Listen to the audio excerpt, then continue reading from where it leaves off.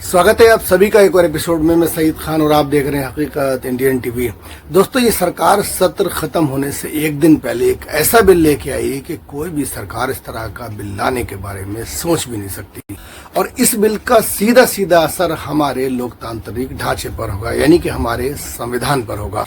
इस बिल के मुताबिक चाहे देश का प्रधानमंत्री हो, गृह मंत्री हो, केंद्रीय मंत्री हो, राज्य मंत्री हो, अगर हिरासत में 30 दिन तक वो रहा तो वो अपने पद से ऑटोमेटिकली हाथ धो बैठेगा, यानी वो उसके बाद उस पद पर नहीं रहेगा। अब इस बिल में आप खेल समझिए। पिछले 11 सालों में ED, CBI, income tax, police का इस्तेमाल किस तरह से हुआ है।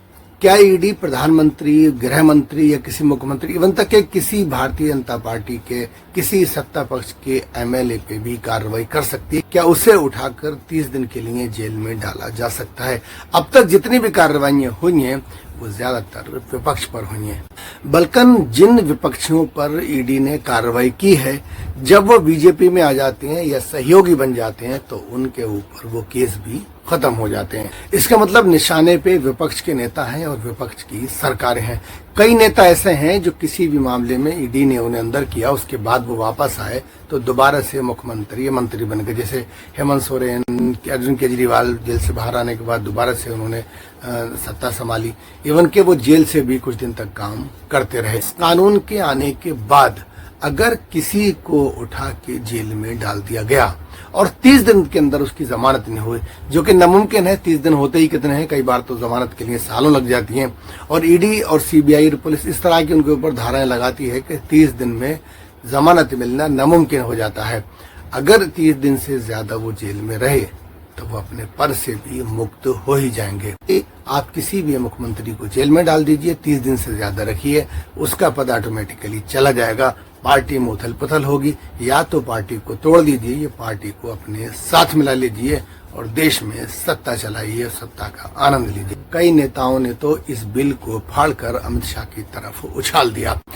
विपक्ष का साफ कहना है कि इस बिल का निशाना विपक्ष की सरकारों पर है, जिसमें स्टालिन, ममता बनर्जी, हेमंत सोरेन, उमर अब्दुल्ला, सीतारमैया, हेमंत रेड्डी, सुक्खू और भगवंत मान भी शामिल हैं। मतलब इन सब सरकारों को निशाना बनाने के लिए ये बिल लाया जा रहा है। और विपक्ष ये भी कह रहा है कि इस बिल के जरिए चंद्रबाबू नायडू और नीतीश कुमार को डराया जा रहा है। आप सोचिए, अगर ये बिल आ जाता है तो क्या नीतीश बाबू बीजेपी से समर्थन वापस ले सकते हैं, या सोच भी सकते हैं, या चंद्रबाबू नायडू भारतीय जनता पार्टी के खिलाफ जा सकते हैं, या बीजेपी से समर्थन वापस ले सकते हैं? आपको पता है कि इस वक्त जो हमारी सरकार है वो 2 बैसाख में टिकी हुई है, नीतीश कुमार और चंद्रबाबू नायडू। ऐसी अटकलें लगाई जाती हैं, ऐसी अटकलें लगाई जा रही हैं कि चंद्रबाबू समर्थन वापस ले लेंगे, कि नीतीश कुमार पलटी मार लेंगे। क्या इन दोनों में से कोई भी सरकार के खिलाफ जाने की सोच भी सकता है? मान लो अगर ईडी ने चंद्रबाबू नायडू को या नीतीश कुमार को 30 दिन के लिए अंदर डाल दिया तो मुख्यमंत्री पद भी गया। पार्टी का क्या होगा? पार्टी या तो टूट जाएगी या भाजपा में शामिल हो जाएगी। मतलब अब मोदी मैजिक और लोभ लुभावन वादे, ईवीएम और वोटर लिस्ट, ये सब कुछ की जरूरत नहीं पड़ेगी। विपक्ष कितना ही शोर मचा ले, अब साम दाम दंड भेद से सरकारें बनाई जाएंगी, सरकारें बचाई जाएंगी और सरकारें चलाई जाएंगी।